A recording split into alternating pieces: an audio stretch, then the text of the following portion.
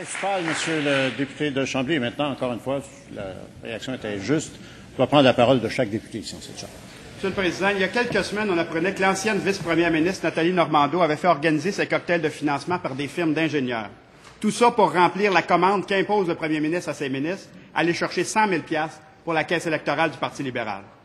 Aujourd'hui, on apprend que c'est l'actuelle vice-première ministre et ministre de l'Éducation qui sous-traite ainsi ses activités de financement à des firmes d'ingénieurs. Le petit déjeuner dont on parle depuis tantôt a en effet été organisé par 2 vice-présidents de Génivore. Selon les sources présentes à ce petit déjeuner, il y avait un maximum de 20 personnes présentes. Parmi celles-ci, 5 personnes, dont la ministre elle-même, n'ont donné au total que 1 500 $ au PLQ en 2009. L'activité ayant rapporté 61 500 $, c'est donc dire que les 15 autres personnes ont donné 60 000 $ au PLQ. Comment la ministre explique-t-elle que les autres convives à son déjeuner de financement ont donc ainsi donné en moyenne 4 000 $ chacun, soit 1 000 $ de plus que la limite permise? Monsieur le ministre délégué aux Finances. Monsieur le Président, un don à un parti politique, selon les lois, c'est un acte démocratique. Lorsque c'est fait correctement, d'après les lois doivent s'appliquer. Alors, c'est pas pour rien, Monsieur le Président, qu'au Parti libéral du Québec, nous respectons scrupuleusement les lois, la loi électorale et les règles de financement des partis politiques. S'il y a des individus ou des gens qui violent la loi, qui en subissent les conséquences, le directeur général des élections est là pour l'appliquer. Il y a des lois qui sont en vigueur et les tribunaux agissent à cet égard-là. Monsieur le Président, on a même resserré les lois. On a voté ensemble à l'unanimité une loi anti-prête-nom qui réduit le plafond annuel de contribution de 3 000 $ à 1 000 $. Il y a une déclaration obligatoire qui doit être faite par un citoyen qui dit que le don qu'il fait à un parti politique, soit au Parti québécois, Québec solidaire, peu importe le Parti libéral du Québec ou la CAQ, il le fait de son propre argent, il le fait sans aucune pression.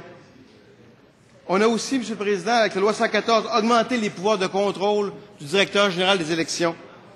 Loi 118, concernant, on a limité le financement des partis politiques, on a contrôlé ce financement-là. Monsieur le Président, les règles doivent être appliquées comme les lois. Et je regrette parce que, dans le contexte, on a un épisode, entre autres, dans le rapport Moisin qui a été documenté, Monsieur le Président, et qui démontre, par contre, que... Complémentaire, Monsieur le député Chicoutimi.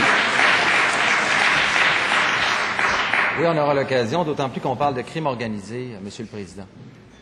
Ce qu'on apprend, c'est que le Parti libéral a confirmé que le cocktail de la ministre a été encore une fois sous-traité à 2 ingénieurs, Yves Lortie et Yannick Bouchard.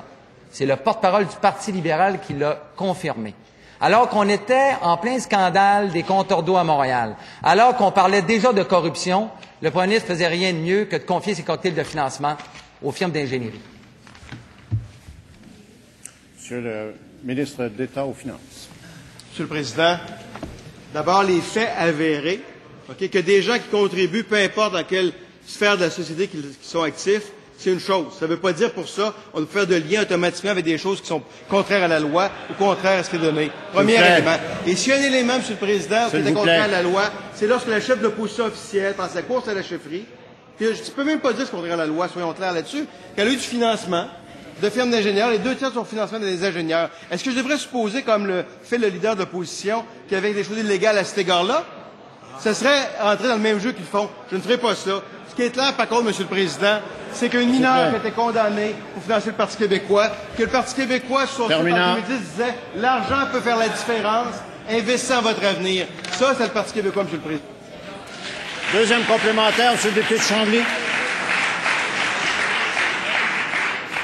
Monsieur le Président, je n'ai pas eu de réponse à ma question de tantôt.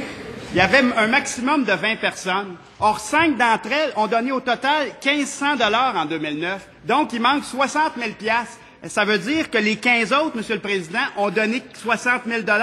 Or, le maximum, c'est 3 000 par individu. Ça fait 45 000. Il manque un 15 000, Monsieur le Président. Comment expliquer cela? Comment ce cocktail a-t-il pu rapporter 60 000 $? Ça ne fonctionne pas avec les chiffres. On attend une explication du gouvernement. Monsieur le ministre délégué aux Finances. Monsieur le Président, vous comprenez très bien, comme les gens qui nous écoutent, qu'il y a des gens qui appuient un parti politique financièrement et qui peuvent ne pas aller à une activité, pas obligé de se présenter à une activité pour financer et appuyer un parti politique. Il faut être un petit peu logique, Monsieur le Président.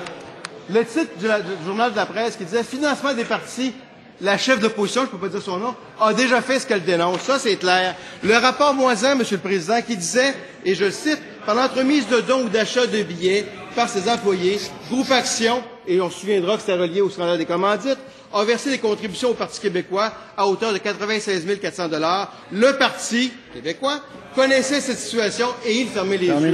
Ça, c'est la réalité, M. le Président.